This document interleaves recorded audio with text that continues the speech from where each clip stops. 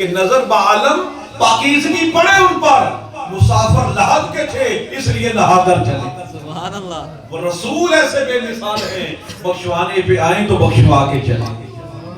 یہ اس لیے پروٹوکول تھا کہ یار کے دیدار کے قابل ہو جائے۔ تو دیکھو مرنے کے بعد بھی کتنا پروٹوکول بڑھ جاتا ہے، کتنی عزت اور تعظیم بڑھ جاتی ہے۔ پھر دیکھو اللہ کہتا ہے تم قبر میں دفنا دو۔ اب یہ اللہ کا معاملہ ہے۔ اللہ فرماتا ہے میرے محبوب کا امتی ہے، تم دفنا کے لوٹ آؤ، اب میں اپنی رحمتوں کی چھائیں اس پر کر دوں گا۔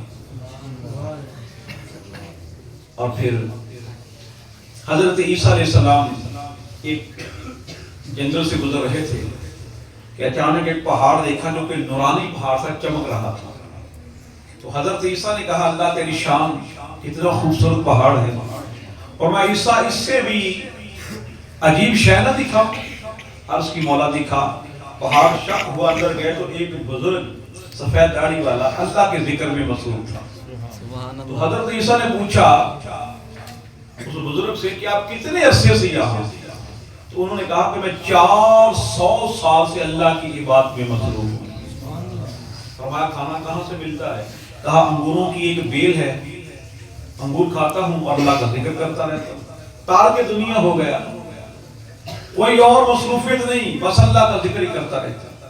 حضرت عیسیٰ بڑے حیران تھے اور اس کی مولا میرا گمان ہے کہ جس طرح یہ بندہ تیری عبادت کر رہا ہے، جس طرح محبت اور شوق کے ساتھ تیری عبادت کرتا ہے، میرا گمان ہے ایسا بندہ کائنات میں کوئی اور نہیں ہوگا۔ تو اللہ پاک نے فرمایا موسیٰ اے عیسیٰ سن، اس کی عبادت سمجھ کے کہتا کہ اس جیسا کوئی اور نہیں ہوگا۔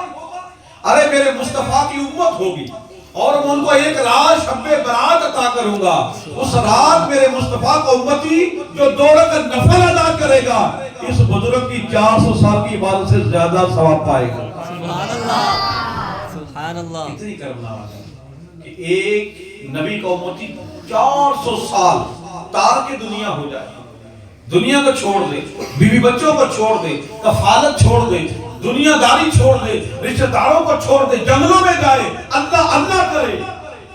اور ہمارا مقام کیا ہے کہ ہم کفالت بھی کرتے ہیں، روٹی بھی کماتے ہیں، روزگار کے لیے بھی جاتے ہیں، دنیا داری بھی کرتے ہیں، رشتہ داروں سے بھی ملتے ہیں۔ اللہ کہتا محبوب کی امت کو یہی تو اعزاز بخشا ہے، یہ دنیا کے کام کرے گی وہ بھی ثواب کا کام ہو جائے گا، اور میری بارگاہ میں جھک جائے گی یہ بھی ثواب کا کام ہو جائے گا۔ حضرت عیسیٰ علیہ السلام کی عمر 450 سال ہوئی۔ کتنی؟ 450 سال۔ آپ نے شادی نہیں کی تھی۔ کسی نے کہا حضور شادی کیوں نہیں کرتے؟ فرمایا اتنی تھوڑی عمر اللہ نے دی ہے، شادی کیسے کروں؟ دنیا داری کروں کہ اللہ کو یاد کروں؟ تو ایک اللہ کا نبی 450 سال عمر پاتا ہے تو کہتا میں شادی نہیں کروں گا، اللہ کو راضی کروں گا۔ ہم پر کتنا کرم ہے، 50 سال 60 سال کی زندگی ہوتی ہے، شادیاں بھی کرتے ہیں، کاروبار بھی کرتے ہیں، رزق بھی کماتے ہیں، اور وقت نکال کر محبوب کو یاد بھی کرتے ہیں۔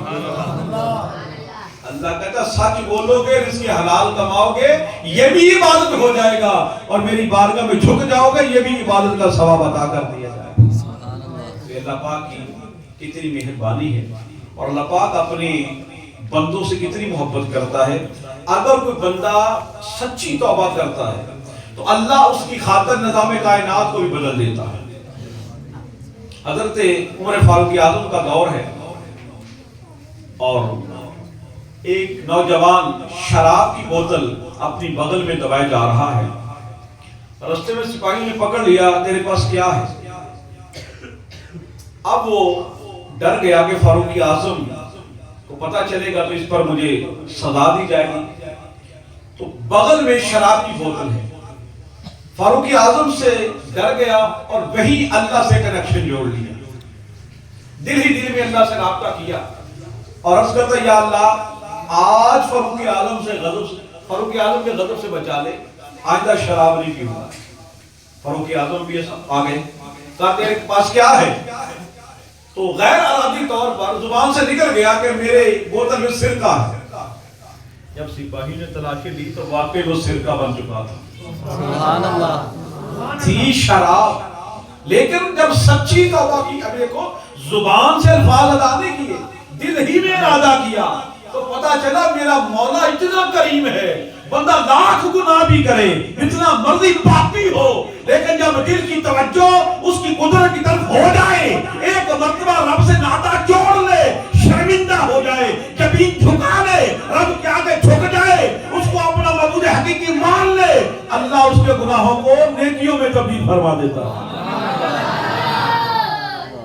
کمی ہماری طرف سے، مولا تو آج بھی بدلنے پر، معاف کرنے پر قادر ہے، کمی ہماری طرف سے، لیکن یہ بھی خوش نصیبی ہے کہ اللہ یہ موقع ہمیں دیتا ہے کہ بندو آؤ میری بارگاہ میں جھک جاؤ۔ کبھی شب برات ہوتی ہے، کبھی شب قدر ہوتی ہے، یہ موقع اللہ ہمیں فراہم کرتا ہے تاکہ میرے محبوب کی امتی اگر گناہوں میں لتھڑ جائیں لیکن ایسے مواقع میں میری بارگاہ میں جھک جائیں، مجھ سے تعلق جوڑ لیں، میں پھر بھی گناہوں کو معاف فرما